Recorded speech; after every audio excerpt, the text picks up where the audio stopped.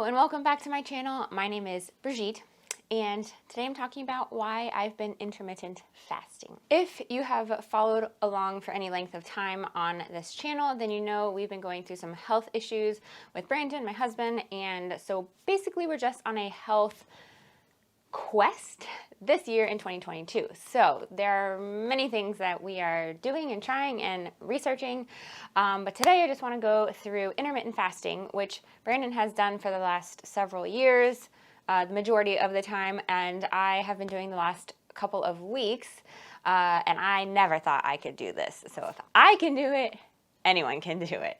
So let me just talk about kind of why I decided to start doing this, and I'm going to link a couple of videos in the description box, things that we listened to that kind of got us started, well, got me started, because Brandon was already convinced that this was a good thing, and I needed some more convincing. So I'm going to link a couple of doctors down below, and since I'm very medical minded, I work in ultrasound, and I've been in the medical field since I was 22, and I am now in my mid-30s, I very much resonate with when people break it down into like the molecular level. So I still think these are great resources, even if you're not medical minded. I think they're easy to listen to, but those are going to be in the description box. First thing we need to talk about is basically diabetes and insulin resistance. Now, we have not been diagnosed with either of these things, but I think that probably more people are insulin resistant than realize. So insulin, let's just do a little breakdown here real quick. Insulin helps your body to absorb the glucose or the sugars that you eat so that your body and your cells can use it for many different functions. It gives you energy. It helps with all of the cellular, things that they need to do in the body to make you live. So insulin is like the key to help your body unlock the glucose so that it can go into the cells and be used. The problem is when either your body does not produce insulin because you're type 1 diabetic, or you are type 2 and you're, so type 1 diabetes, type 1 diabetics do not produce insulin. Their body has like an autoimmune issue and it attacks all of these cells in the pancreas that produce insulin. So these people need to inject insulin in order for their glucose to come down. Now, type 2 diabetics have a, let's say, broken key. So type 1 diabetics have no key, which is the insulin. Type 2 diabetics have a broken key. So they produce insulin, but the body can't use it effectively because the key is broken. The key unlocks the cells so that they can absorb the glucose. If it doesn't, it overproduces the insulin in an effort to help it go into the cells, the glucose to go into the cells, but it doesn't really work. So they produce a lot, and when you produce a lot, you can become insulin resistant, and basically more sugar or glucose will accumulate in your blood, which leads to a whole host of problems. Insulin resistance can lead to, and I've got a list here, high blood sugar, low blood sugar, heart attacks, strokes, kidney disease, eye problems, cancer, Alzheimer's disease, and a whole host of things that obviously are not good. Insulin resistance can lead to type 2 diabetes, which can happen later on in life, and if left unchecked, it can lead to metabolic syndrome. Now, syndrome is not a disease. It's kind of like a collection of risk factors and things that you can have, like high blood pressure, high blood sugar, unhealthy cholesterol, and abdominal fat. If unchecked, these things can lead to atherosclerosis, which is like the hardening and plaque in the arteries, which can lead to heart attacks, which is where your heart muscle does not get enough blood to pump the other blood to the rest of your body. Obviously, it's a problem. If it doesn't pump blood to the brain, then you can have a stroke. So it's a very serious thing, this whole insulin business. And I think people don't realize the connection. They just think it's an isolated disease, but it affects the entire body. Your body is designed by God to work in a homeostasis environment. So it's constantly trying to level out itself to be even keel. Like it wants to be balanced. And if it's not balanced, it will try to do things to correct it. So this is what happens when you have high blood sugar. You try to correct it. Your body tries to correct it with insulin. So if you are getting too much insulin and your body then decides like it can't use it effectively, then it becomes a problem. All this to say, I hope all of that made sense, we are trying to really buckle down on making our bodies healthier in this aspect. So we have decided to fast. Now, why is fasting good for your body with this whole insulin and glucose situation? Well, the less food you're putting in that stimulates your body to respond by producing insulin, the better off your body will be, because it gives it basically like a break. Every time you eat, your blood sugar will go up. Even if you aren't eating high sugar things, it goes up a little bit. Obviously, the higher the sugar content, the more processed, the more carbohydrates you eat, then your glucose will go up higher. And so your body needs to produce more insulin to unlock that glucose so your body's cells can absorb it and bring it back down. Like your body's always trying to get back to an even keel. So when you're not eating, you're not sending that signal to your body to make insulin, and it gives it a break and it stays even keel. So yes, you're hungry, and yes, your body goes through a whole bunch of stuff, but overall, it's actually good for your body to not eat constantly. Now, don't comment and say, oh, there's all these different like dietary things. There are many resources out there, and we have researched a lot over the years, and I'm just telling you what we have found, and in case you are interested, you can research it too. I think a lot of the ways that are promoted to be healthy, mainstream these days, are not exactly healthy, and the whole history of how it came to be about that is really sketchy. So if you've never looked into any of that, I would definitely encourage you to kind of look into that, because it's very interesting, and I think we just need to not believe everything we hear. And this goes for like tons of areas of life. So let's go into what it looks like when I intermittent fast.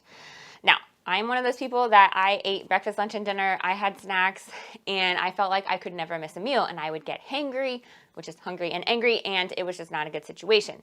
Now, I have found that, yes, I get hungry, but after listening to the way that my body responds when I don't feed it, again, I'll link a couple of those videos below, I somehow am just like able to make sense of it and able to get through it. So I like to know what my body is doing and like on the inside and why it's reacting a certain way. Like just because I feel a pain doesn't mean I go to the emergency room. Like I think, okay, why am I having pain? Where is that pain? What is located in that area?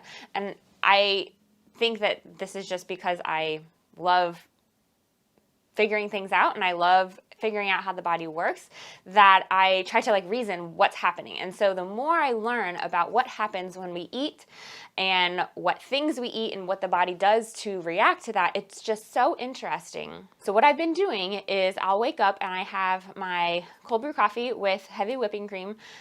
There's no sugar in it. We don't add sweeteners.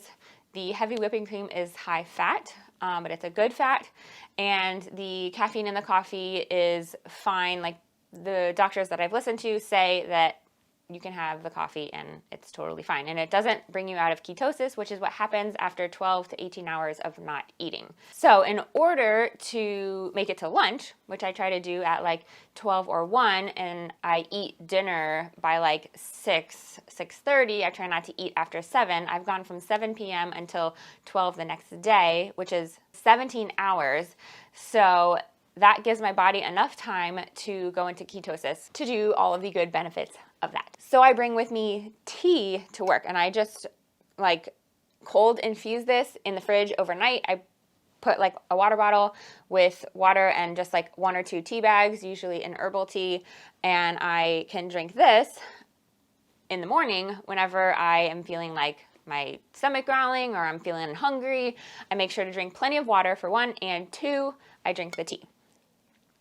There's no sugar, nothing that's going to stimulate an insulin response from my body. How have I been feeling? Well, as someone who thought I could never do this, I've actually been feeling really good. So in the morning, it's kind of hard when I'm making the kids breakfast. I really want to eat sometimes, not every day, but I'd say, a third of the days I really want to eat something. And sometimes I do. But most of the days that I've been doing this, I don't eat anything, and I feel lighter, I feel more alert, I'm able to concentrate on things, and it actually frees up space in my brain so that I don't have to like constantly think about making food, eating food, like feeling like that sluggishness after you eat tons of food, and it's been really good. I've also been avoiding, for the most part, some processed carbs and sugars. Now, we are going through a pantry challenge right now, and so we are eating what we have. And we have a lot of things in the house that we would not buy from now on, but since we have them, we are slowly using them up and going through them. And what we're doing as far as our family goes is me and Brandon are starting, we are starting, which one is correct? We're starting with ourselves, and we're slowly transitioning the kids over to eating healthier, less processed, and less high sugar things. Processed oils are not great, but I feel like if I had to choose one or the other, if I had to choose chips or a high sugar granola bar, then I'm gonna choose the chips because there's less sugar. So yes, there's oils, which is not great for you either, but I feel like the sugar is worse for your body on the molecular level. So we're slowly transitioning them, but we are slowly using up things that we have. Like we have a lot of biscuit stuff, and so the things that can last longer, we're just keeping for right now. And, you know, we'll bake stuff for our friends and stuff like that. But slowly, as we are buying new things, we are only choosing the healthier options of the fruits and vegetables and healthy fats that we want to eat from now on. My foot's asleep. So basically, more whole foods, more fruits and vegetables, but not all fruits and not all vegetables. And we're doing protein, not too much protein though, and healthy fats. And I think by doing this slowly, it makes it more sustainable, because anytime you try to like overhaul any part of your life, it can be very hard to just go back to what you know, to what's comfortable, to what's easy. And so by doing it slowly with steps at a time, it's more sustainable. And we're just slowly adding in like new foods or new ways of doing things, like one at a time, so that once we've mastered one thing, then we can move on to the next. I've also been creating lots of things in the house that I want to do, so adding fermented foods in. I have some things to make it in a mason jar, and so I want to add that in for healthy probiotics without having to take a pill. And also, I'm going to be looking into doing some pressure canning, so we can do some meat pressure canning. I can do a whole separate video on ways that we are trying to live more sustainably and self-sufficiently. If you want that, leave a comment down below and let me know. The next video, or at least the one coming out next week, I'm going to be doing a pantry tour / how I organize all of our food and stuff like that, because I know when I asked you guys, you were all curious, how do I organize my pantry? So I have that video coming out. I'm actually going to film it today for you. And it's going to have some tips on how I do the things that I do. Sometimes it's really hard to know what I do that's different from other people, because it's just things that I do. Like, I don't know, I read something and I implement it and I'm like, oh yeah, that works for us, so I keep doing it. But I don't realize that not everyone does it like that. So I think sometimes I do things that are not mainstream, but I don't think to tell you guys, because it just becomes how I do things in our house and how we run everything here, that I don't think to share it, because I don't realize it's different, and I don't realize that you guys could find value in it. So if you ever have any questions, please leave it in the comments below. I respond to almost every comment at this point, and I love hearing from you guys, and I want to be able to add value to places that you need it. So leave a comment down below. Until we meet again, don't forget, life is better together.